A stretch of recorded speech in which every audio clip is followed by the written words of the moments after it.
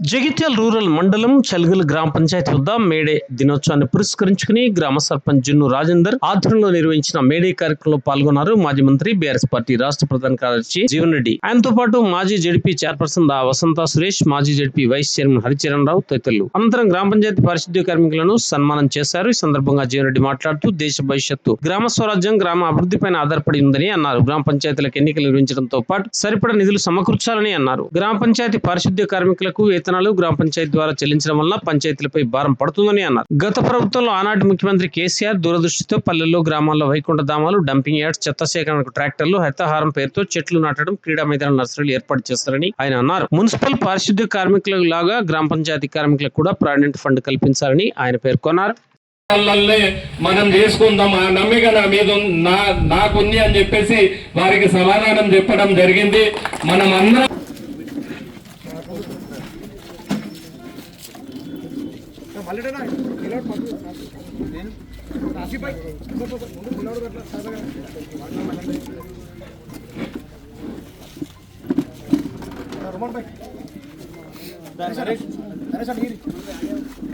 అనిల్ మన ముత్యమ్మ సభ్యులందరికీ ఇక్కడికి రావాల్సిన మనవి వెంకటేష్ ప్రార్థన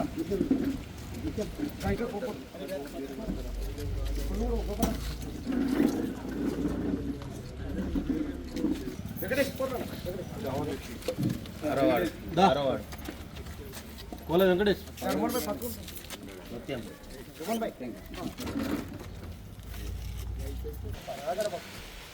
శ్రీకారపు రాజమ్మకు సన్మాన కార్యక్రమం.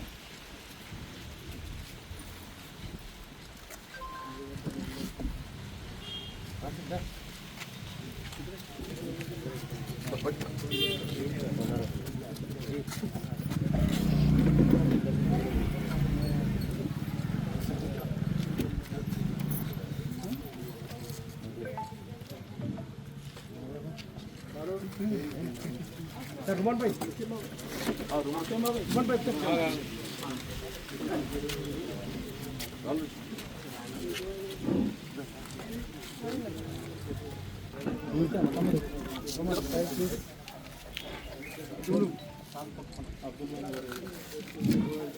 अब्दुल्ला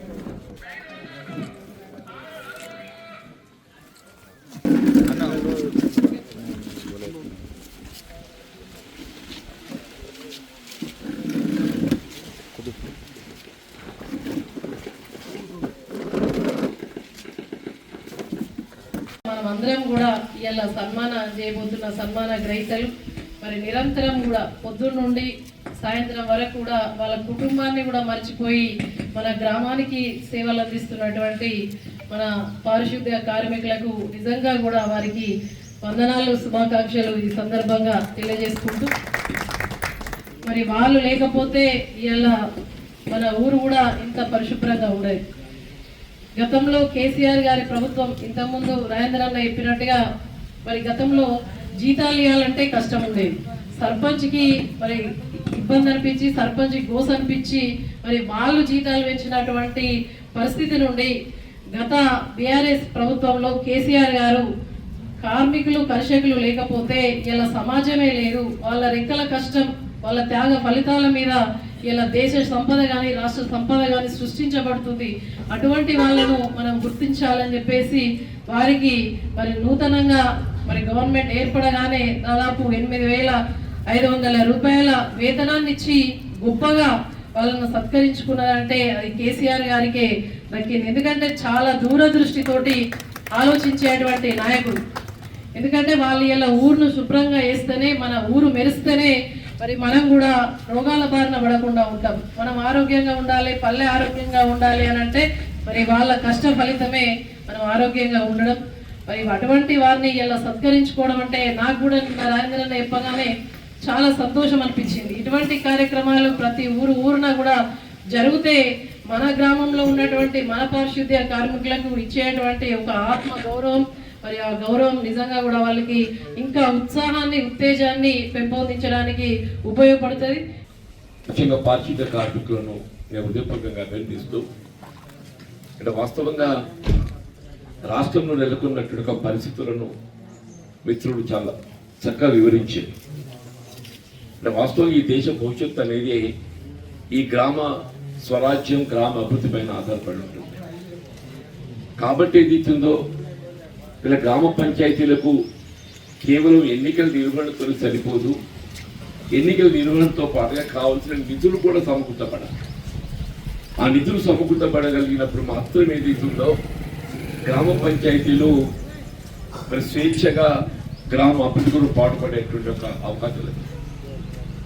ఇప్పుడు ఎన్నికలైతే నిర్వహించబడ్డాయి, కానీ వారికి కావలసినటువంటి నిధుల సమకూర్పులో ఏదైతుందో కేవలం కేంద్ర ప్రభుత్వంకి వెళ్ళి వారికి విడుదలవుతున్నటువంటి 15 ఫైనాన్స్ తప్ప రాష్ట్రం నుండి ఇతరత్ర ఏ విధమైనటువంటి నిధులు వారు పొందలేక, పారిశుద్ధ కార్మికుల వేతనాలు ప్రభుత్వ పరంగా చెల్లింపు చేయబడ్డప్పుడు మాత్రమే ఏదైతుందో ఇలా గ్రామ పంచాయతీలు బలోపేతం అవుతాయని చెప్పండి. 15 ఫైనాన్స్ ఇప్పుడు మీరు చెప్పినట్టు 20 లక్షలతో 12 లక్షలు ఆ చిట్టాలకు పోతున్నాయి. ఇక మిగిలే బుగ్గలకు పోతాయని చెప్పండి. ఇప్పుడు ఎన్ఆర్ఈఎస్ అని గతంలో వస్తుండే, ఇప్పుడు ఎన్ఆర్ఈఎస్ కూడా ఏదైతుందో అవి వాస్తవంగా గ్రామ పరిధి లోపల ఏం పని చేపట్టాలనేది గ్రామ పంచాయతీ పాలక మండలి నిర్ణయం చేస్తుంది. ఇప్పుడు ఆ గ్రామ పంచాయతీ పాలక మండలి నిర్ణయం చేయవలసినటువంటి ఒక అంశం ఏదైతుందో గ్రామ పంచాయతీ పాలక మండలి సంబంధం లేకుండా మీరు వివో బిల్డింగ్ కట్టండి, కానీ ఏం కట్టాలనేది అవకాశం ఎవరికి నిర్ణయం చేసే అధికారం గ్రామ పంచాయతీ. అక్కడ స్థానిక అవసరాలు గుర్తించి ఏదైతుందో దేనికి ప్రాధాన్యత ఇవ్వాలి, ఈ ఎన్ఆర్ఈఎస్ కూలీలకు పని కల్పించడంతో పాటు ఏదైతున్నదో ఏ పని చేస్తే గ్రామం సౌలభ్యంగా ఉంటుంది, దేనికి ప్రాధాన్యత ఇవ్వాలనే నిర్ణయం తీసుకున్నట్టు అధికారం ఏదైతుందో గ్రామ పంచాయతీలకు ఇవ్వాలి. ఆ విధంగా కాకుంటే మీదికి వెళ్ళే కలెక్టర్ గారు నిర్ణయం చేసి మేము ఈ పని చేస్తున్నాం మీరు చేయకూడదు అని చెప్పాక ఇక గ్రామ పంచాయతీలు ఎందుకు ఇవి స్థానిక సంస్థల అధికారాలు ఏమవుతున్నట్టు అని చెప్పంటుంది. దయచేసి ఇవన్నీ కూడా మనం గమనంలో తీసుకోవాలి. ఇవన్నీ కూడా ఇది ఒక ఆరంభంగా నేను భావిస్తాము, ఇది ఒక ఆరంభంగా మనం భావిస్తామని చెప్పి అంటున్నాయి. ఇవాళ దీన్ని ఏదైతుంది ఇక్కడ మిత్రుడు రాజేంద్ర గారు చొరవ తీసుకొని ఇలా బాధ్యత కార్మికుల యొక్క వారి యొక్క బాధ్యతలతో పాటుగా వారి యొక్క హక్కులు కూడా వారికి తెలియజెప్పే విధంగా ఈ కార్యక్రమం నిర్వహిస్తున్నందుకు నేను రాజేందర్ గారిని ఇందులో పాల్గొన్నటువంటి డాక్టర్ సోదరులందరినీ కూడా మీ సమస్యలు ఏమున్నా కానీ చెప్పంటున్నాయి, మీ సమస్యలు ఏమున్నా కానీ మీరు సర్వస్వతంత్రులు అని చెప్పంటున్నాను. ఇది ఎలక్టెడ్ పోస్ట్, ఇది ఇట్స్ నాట్ నామినేటెడ్ పోస్ట్. దయచేసి ఎవరన్నా అధికార పార్టీ సభ్యుడు దయచేసి గమనించండి, ఇది ఎలక్టెడ్ పోస్ట్. వీళ్ళని తొలగించి వాళ్ళ మీద ఆధిపత్యం చెలాయించే అధికారం మీకు ఎవ్వడికి లేదు అని చెప్పంటున్నా. వాళ్ళపై ఆధిపత్యం చెలాయించే అధికారం మీకు ఎవ్వడికి లేదు అని చెప్పంటున్నా. వాళ్ళకి రావాల్సిన బిల్లులే కానీ చేసిన పనులే కానీ ఇవన్నీ వాళ్ళ హక్కు అని చెప్పంటున్నాయి. దయచేసి నేను మరి ఎక్కువగా సమయం తీసుకోకుండా ఇంత మంచి కార్యక్రమం నిర్వహించినందుకు నేను రాజేంద్ర గారితో పాల్గొన్నటువంటి ఒక మరి వసంత గారు, అట్లాగే మా ఇతర హోదాలు ఉన్న ప్రజాప్రతినిధులు, పాత్రికేయ సోదరులందరికీ నేను హృదయపూర్వకంగా ధన్యవాదాలు చెప్తూ మరొకసారి పారిశుద్ధ్య కార్మికులను హృదయపూర్వకంగా అభినందిస్తూ చెల్గల్ ఇది ఒక ఆరంభ సూచకంగా జగిత్యాల జిల్లాలో పారిశుద్ధ్య కార్మికుల హక్కుల సాధన కొరకు ఏదైతుందో మనం దీన్ని ఒక రూపకల్పన చేసి అన్ని విధానాలన్నీ కూడా అవి అమలు చేయబడే విధంగా ముందుకు పోదామని చెప్పి తెలియజేయాలి.